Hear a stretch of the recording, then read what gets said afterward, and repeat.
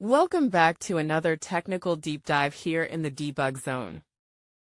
Today, we're tackling a big question and breaking it down with insights from other users. Hopefully this clears up some misconceptions and helps you get the answer you need. So buckle up, stay a little curious, and let's jump right in.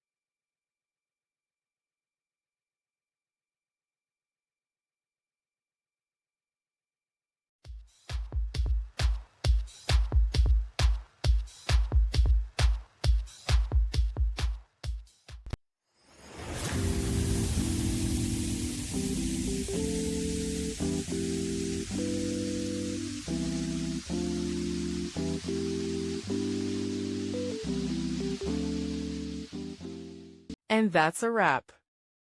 I hope you found the answer you're looking for. If you did, take a second to hit that subscribe button. It really helps out. And let me know in the comments which solution worked best for you.